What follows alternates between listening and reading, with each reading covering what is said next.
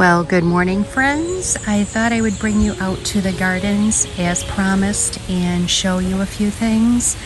It's a beautiful sunny morning here right now, but we are supposed to get some showers today, so I thought I would get out here this morning and just show you a couple of things. I do have a lot of weeding to do yet. I think that's ongoing. We have been busy with other projects. I did want to show you my moose. He is copper. I had someone ask, they saw that in the distance and I believe they thought it was a real deer. And out here, of course, that is always very possible. So this is my center garden, and like I said, I need to weed. We extended it this year. You can see pretty much from here on has been extended. So I have added some plants in there. This is the little house you probably saw in the opening. That lights up at night, and then my sphere lights up at night. I have, as you can see, solar lights in there. I did want to show you this. These are stones that we made of our daughters when they were young. So here is Samantha. She was 6 at the time. Caitlin was 9. And Emily was, it looks like, maybe 10 months. And then we did one for Theodore when he was here. So I love my little garden stones. They've been in my gardens now for about 20 years. Other than, of course, Theodore. Now, I just bought these zinnias here.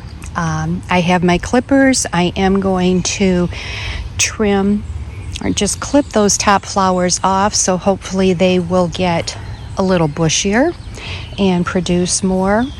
But I also wanted to show you this little bird bath. When we were building the shed and Mark was obviously digging into the ground, he found this. It was buried back there, and it's just adorable. I've had it in my garden since. The little birds, as you can see, the crack there, we had to re-glue them on, but I need to clean that out and add some fresh water. So that is basically my center gardens. You have seen this before, only probably more in the fall. But as you can see, it's filled with fern, which I love. However, this here is bishop's weed. I don't know how familiar you are with bishop's weed, but it's awful. It looks pretty right now because honestly, the flower on it looks like Queen Anne's lace. However, it spreads, it invades, you just cannot get rid of it. I had it in Michigan. I tried everything. And we also have, if you can see here, shoots coming up of bamboo. Again, very invasive. We do have a lot of it here that is new to us. Mark and I had already gone through this spring and we cut down a lot of the bamboo, but as you can see, it comes back. So Mark has a co-worker that just bought a big piece of equipment. I don't know if it's a backhoe, some form of an excavation equipment. And he had asked Mark if he knew anyone that needed work done because he would like to play. So he said, yes, we do. So he is dropping it off today. He will be working on this weekend. We are going to get most of this cleared out. We are keeping some of the fern probably back against the stone wall. And we are going to put sod down. We will be putting in a retaining wall or a little stone wall in this area. That is the plan. We'll see how it goes. This came up rather quickly, so we had to think of something very quick, but as you can see, something needs to be done because it's a mess. Now over here, as I spoke 1 or 2 videos ago, I told you we had a project starting. This is what I call my little kitchen garden. Everything seems to be doing very well. We did the wattle fence part last year. Or, I don't know, not wattle fence, just the wattle surrounding. We did that, and Mark used an old trellis. He cut that up for our tomatoes. But this is the newest project, and it's our little arbor. So obviously it is not done. You get the idea of it here. We ran out of brick, so we need some more brick because I do want to put my little bistro table and chairs there. But I love it. I feel like it kind of ties in with the wattle. And I would like to get a plant on each side, probably 4, to eventually climb.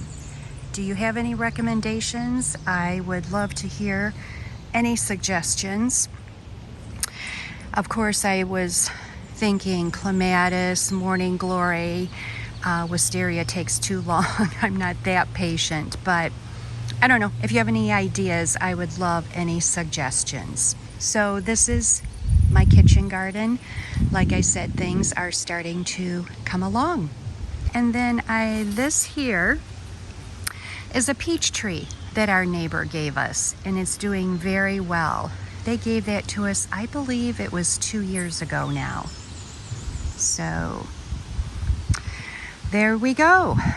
That is that. Another project, one more side to paint on our house. Everything else has been done, but that needs to be done yet. And we will have to rent a lift for that one. Okay, well, that gives me a beautiful little bouquet for the house. So let's head inside. We got our morning chores done here. I did go and pick some strawberries yesterday at a local strawberry farm. So I have a little dessert in mind that I want to make with those strawberries. So let's head inside.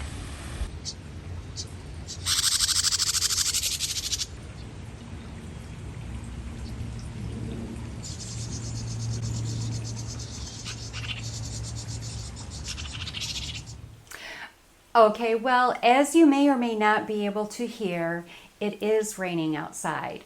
It's a nice little shower and we need it, so I'm grateful for that. Plus, it's a nice cozy day to be inside and bake. So I lit my candles, of course. You know I love candles, and if I weren't taping, I probably would put on some cozy music like Ella Fitzgerald, Dean Martin, Frank Sinatra, that type of thing. I enjoy listening to that while I'm baking. I don't know. It's just a habit I had gotten into a while ago. Anyway, we have quite a few strawberries, not as many as I would have liked. Unfortunately, I did not check ahead, and the farm that I picked at closed at 2, and I got there about 1. So I got enough. I'm going to use those today for the dessert that I thought I would try, and I'm going to be making scones in lieu of shortcake. I thought that would be fun. And I thought, as something a little different, I'm going to use some English clotted cream.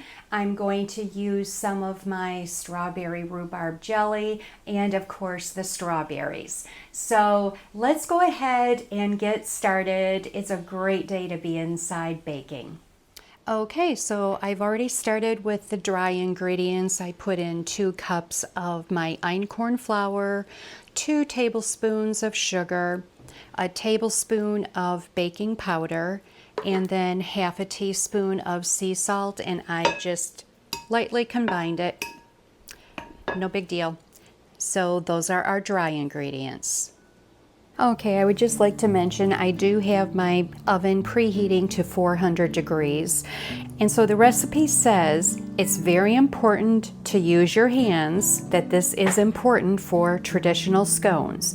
So I'm just going to crumble the butter in with the flour. And of course, I just washed my hands, so they are clean hands. But you just want to get it to be a bit of a crumbly mixture, and you're just combining the flour and your butter.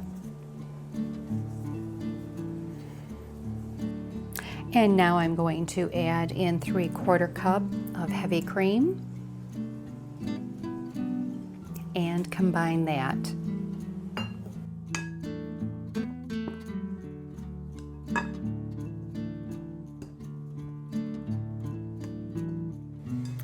And it does say again to use your hands, and as you can see, it's coming together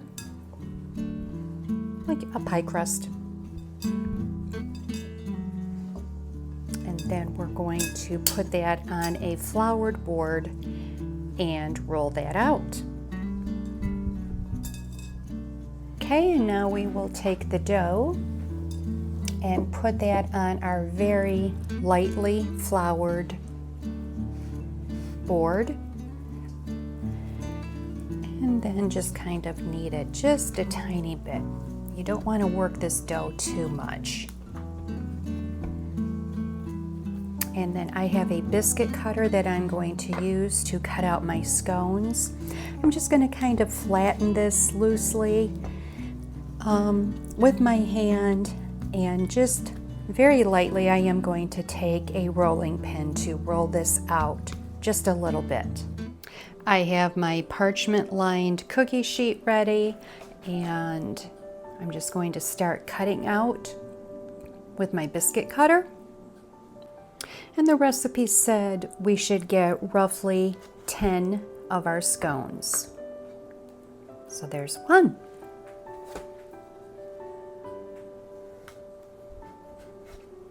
Again, very easy recipe.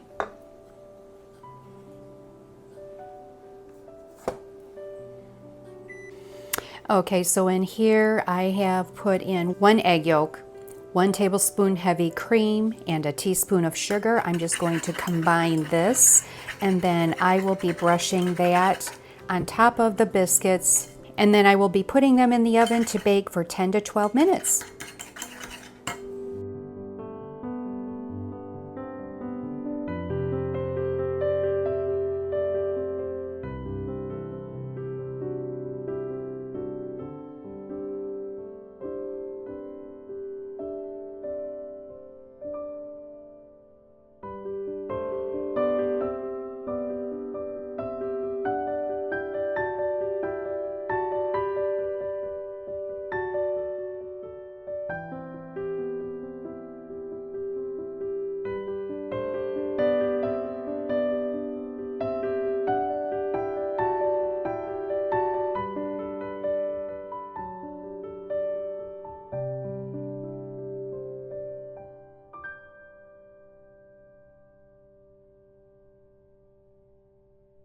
Okay, well, you know how you always have that last biscuit, or in this case, scone, that just isn't the prettiest.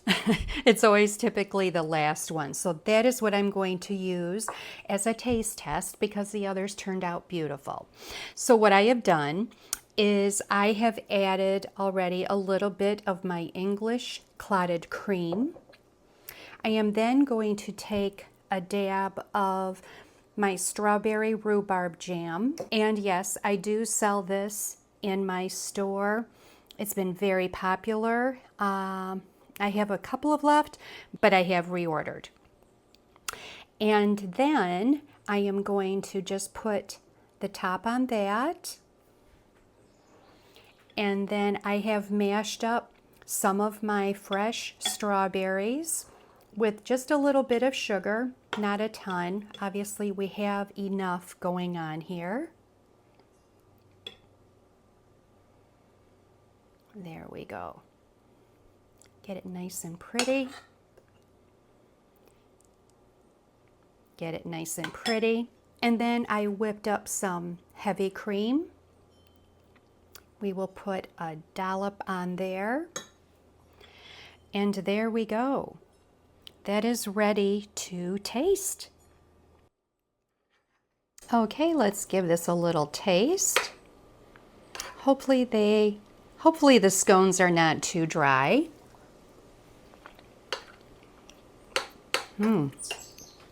Actually, they're very, very light and airy. Well, my friends, I certainly hope you enjoyed our rainy day baking of strawberry scones. You can make them obviously into a strawberry shortcake. I just chose to do things just a little different. The scone recipe is very light and airy. I'm very pleased with that. And of course, it was fun just adding a little clotted cream, a tiny taste of the strawberry rhubarb jam to my little strawberry shortcake. This is definitely a keeper recipe for me. I hope you enjoy it. I will link the recipe below, and have a wonderful week, my friends, and we will see you next time. Bye-bye.